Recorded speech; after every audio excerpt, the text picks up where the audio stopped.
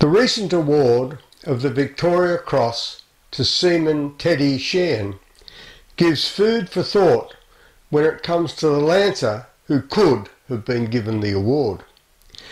There is no intention by the Lancers Association to push for the award. The CDF can rest easy. The honours system is not to be overturned, at least by us.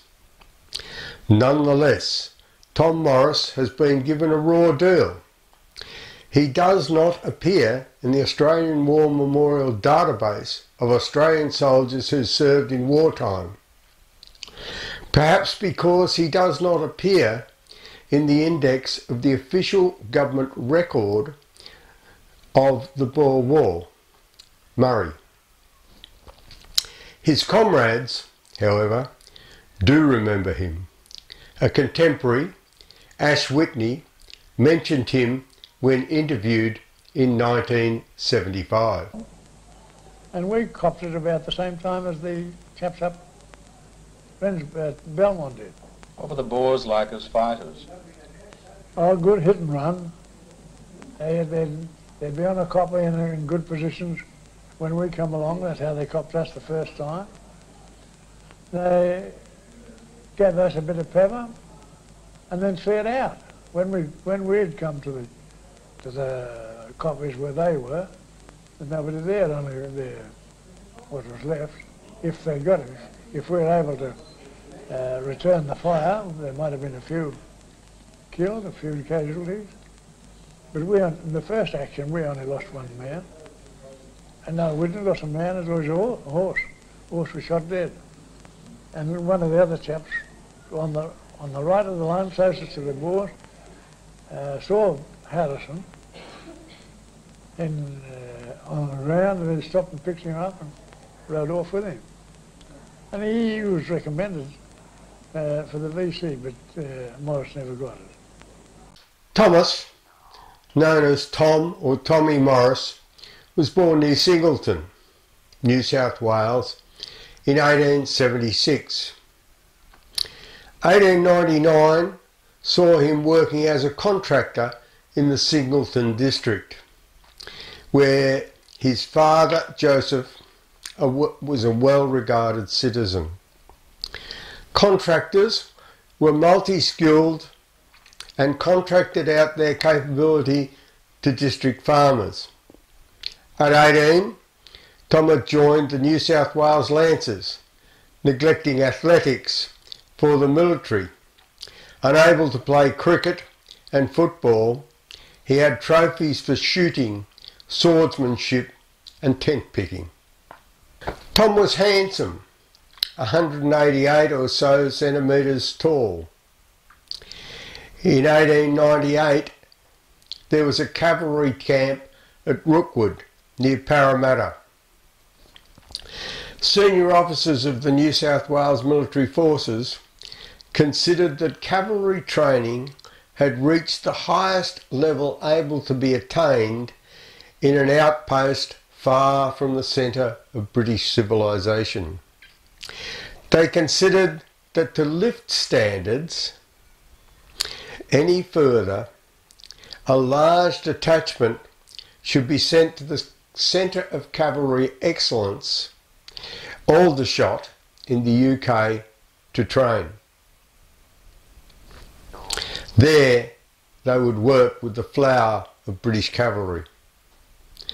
Tom was one of 75 New South Wales Lancers who, in April 1899, departed for training in England. Tom had needed to raise £20, the equivalent of about $20,000 today, to cover the cost of his passage.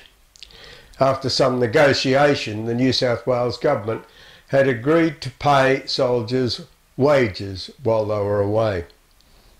Imperial funds covered accommodation. The training ran for 6 months.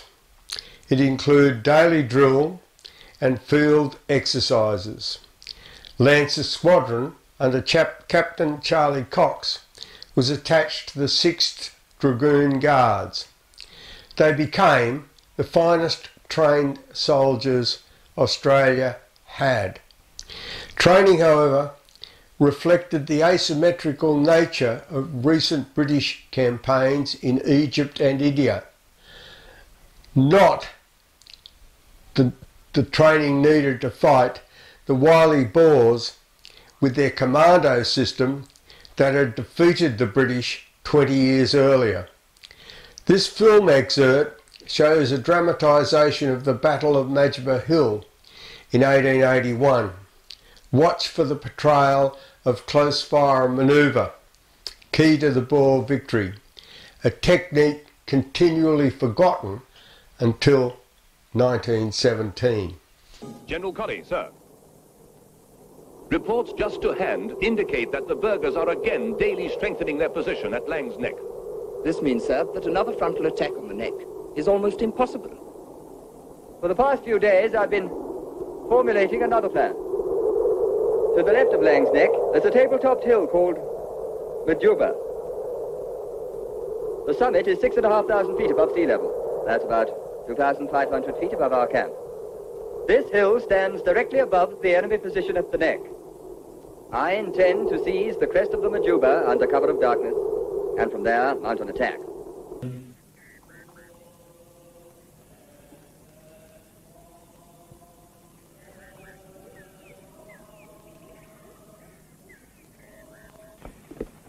Shall we start digging ourselves in, sir? That's not necessary, Stuart. Our position is impregnable. Nothing short of hunger could turn us off the Majuba mountain.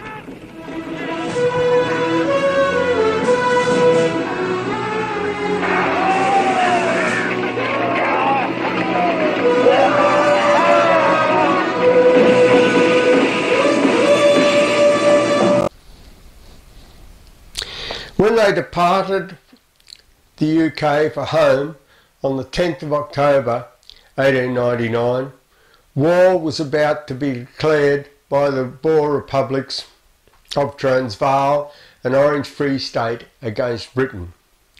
Captain Cox telegraphed the New South Wales government asking for permission for Lancer Squadron to stay at Cape Town and fight with the British if war eventuated. On its arrival at Cape Town on the 2nd of November 1899, the contingent received not only a visit from the Mayor of Cape Town, but also orders from military headquarters at the castle and official cables from the New South Wales government. Tom Morris and his comrades were to go into battle. Here we see the lads at Stellenbosch, where they were assembled. Equipment was quickly found for 29 soldiers. Their steeds were Cape ponies, very suited to the local environment, small horses. That meant most of the 29, except the SSM, who was nearly 2 metres tall, were short in stature. Tom wasn't short in stature and wasn't part of that 29. Tom had to wait for a while before he saw combat. It was not until early December, after the squadron had been joined by Major Lee and a reinforcement draft of 36 Lancers and 131 Whaler horses, that he was to see action. Out of Cape Town, they passed through the rail centre at Da'ar to assemble at Nowport. They headed north toward the key rail junction at Colesberg, held by the Boers. Near Arundel, Tom was part of a patrol scouting forward. The country is called the Karoo, once a seabed, where the silt over many millennia covered the rugged landscape, leaving isolated ridges and hills. The Boers called the isolated peaks koppies. It was where these koppies covered the rail line that the Boers deployed their covering forces. In days when movement away from the rail line required men to march or ride in less than excellent conditions, the rail lines were key to combat. Tom was part of a patrol moving through this very landscape. Let us look at how Tom and his fellows would have been equipped. Mounted on solid Whaler horses, they carried a lance, great for use against dismounted infantry that was not entrenched, a sword to use against mounted cavalry, and a Martini-Enfield carbine. Their carbines were breech-loaded, single shot. To reload, after every round, the lever incorporating the trigger guard had to be pushed down and forward. This unlocked the breech, ejected the expired round, and you pushed the new round into a slot at the top. As you brought the lever back up again, it loaded that new round. The rounds were 303, not the new smokeless high-powered ones used in the Lee Enfields issued to colonial infantry, but the lower-powered smoke generators used in the Lee Metfords of the British regulars. They did not carry bayonets. The effective range of Martini-Enfield was 1,000 metres from a static position. By contrast, the Boer soldier was mounted on a Cape pony and armed with an M1893 Spanish Mauser, a short staggered column box magazine that fitted flush with the bottom of the stock, held 5 smokeless 7 by 57mm Mauser rounds, which could be reloaded quickly by pushing a stripper clip from the top of the open bolt. Each rifle was issued with an M1983 sword bayonet. The Boer rifles were capable of engaging an enemy at 2,000 metres when fired from a static position. Patrols moving over the veldt were usually of 4 men of a section in line and from 30 to 100 metres apart. If fire was drawn from an enemy position, the section leader would give a signal and the patrol would turn around and gallop out, bringing the desired information. Moving northward on flat ground, between a kopje just to the right of the railway line to the east and a low ridge to the west, the lead Lancer patrol was engaged. The forward scout, Bernie Harrison, turned but had his horse shot from under him. The next man in line, Tom Roberts, glanced over his shoulder to see the Boers moving out of position, intent in taking his friend prisoner. Without hesitation, Tom turned his horse and with mouths of bullets whistling round him, galloped back. Bernie jumped and Tom swung him onto the back of his horse, galloping to safety. For this gallant action, Tom was the first Australian nominated for the Victoria Cross. Tom, a contracted farm worker from rural New South Wales. Tom's time at the front was limited. He was present in several subsequent reconnaissances but fell victim to typhoid, and after 3 months in hospitals in South Africa, he was invalided back to Australia in July 1900. But after his return to Australia, Tom did not stop serving the community. He joined the New South Wales Police on the 17th of January 1902, later in 1906 marrying Amy Claire Nicholson at Coolamon. Tom and Amy had 3 kids, Gladys Ellen, Edwin James and Irene. After 32 years service in the New South Wales Police, Tom retired in 1934 with the rank of sergeant. At the time he was posted to Corowa, a town adjacent to the Victorian border.